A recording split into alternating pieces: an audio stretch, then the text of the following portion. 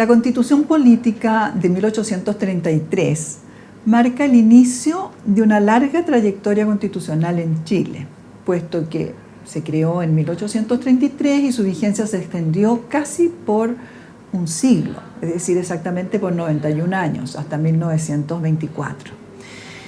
Pero previo a la Constitución de 1833 existieron varias manifestaciones de derecho público en Chile, en nuestros ordenamientos.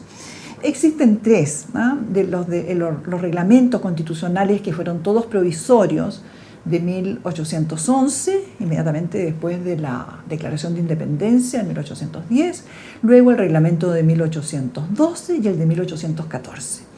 Veamos este ordenamiento, el reglamento que podemos decir que es para el arreglo de la Autoridad Ejecutiva Provisoria de Chile de 1811, tiene importancia porque en su preámbulo se señala uno de los principios elementales del constitucionalismo y que fue expuesto además en la Declaración Francesa de Derechos del Hombre y el Ciudadano, como es la separación de poderes. Posteriormente, el reglamento constitucional también provisorio de 1812 refuerza, complementa, perfecciona el anterior y, lo que es muy importante, enfatiza la independencia del Poder Judicial y además consagra, reconoce ciertos derechos fundamentales como es el derecho a la seguridad personal, al debido proceso, la libertad de imprenta ya en ese tiempo.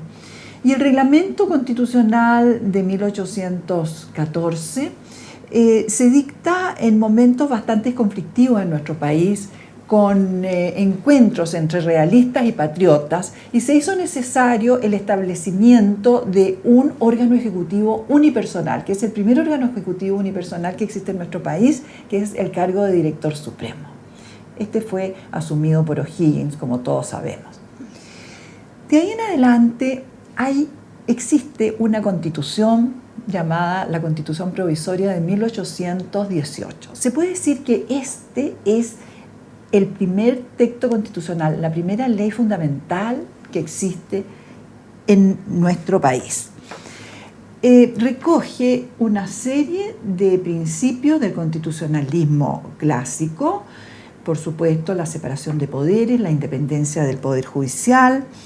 Además, contiene un capítulo referido a los derechos y deberes del hombre en sociedad, de modo tal que ahí se reconoce el derecho de propiedad, las libertades, las igualdades, la seguridad personal. Luego viene un periodo en que hay dos documentos nuevamente que se dictan en 1822 y en 1823. Ustedes recordarán la famosa Constitución moralista de 1823 que fue redactada por don Juan Egaña. La Constitución de 1828 fue recogida muy de cerca y en algunas partes casi literalmente por la Constitución de 1833, y además sus principios rectores inspiraron decididamente la Constitución de 1925. Las dos que han perdurado en Chile muchísimo tiempo, aparte de la actual de 1980. Por ejemplo, algunos contenidos de la Constitución de 1828 que perduran hasta hoy día. El reconocimiento de la soberanía nacional, que es ejercida por los diversos poderes públicos. El establecimiento, por supuesto, de la separación de poderes separados e independientes. Se reconoce también por primera vez el cargo de presidente de la República y además se le hace responsable en el mismo texto constitucional por incurrir en determinados hechos delictivos, es decir, lo que actualmente conocemos como acusación constitucional. Se establece la acusación constitucional no solo para el presidente, sino que también para otras autoridades. Y además se encuentra un elemento muy importante y muy discutido hoy y muy reconocido, que es cómo se protege la supremacía constitucional. Se hizo radicar en el Congreso Nacional el control de la constitucionalidad de las leyes, es decir, un control político. Textualmente decía la Constitución: solo el Congreso podrá resolver las dudas que ocurran sobre sus artículos. Además, se establece la forma que hasta hoy nos impera, que es la forma republicana y representativa de gobierno. Y por supuesto un capítulo, que fue el capítulo 3, que reconoce la mayoría de los derechos fundamentales que contenía la Constitución de 1812, la española, y que se incorporan en nuestra Constitución.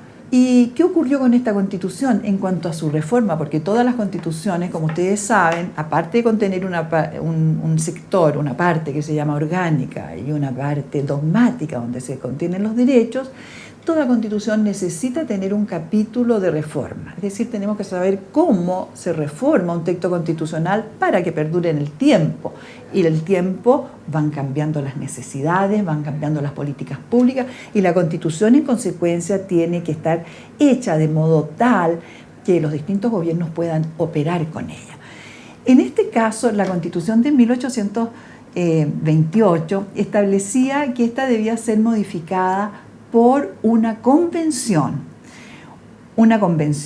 que la modificaría dentro de unos años para adecuarla a lo que fuera necesario. Sin embargo, la convocatoria a esa convención nunca se realizó porque sobrevino la guerra civil, y en ese momento entonces se estimó conveniente que se debía avanzar en un nuevo texto constitucional. Y es así como avanzó Chile a la Constitución de 1833.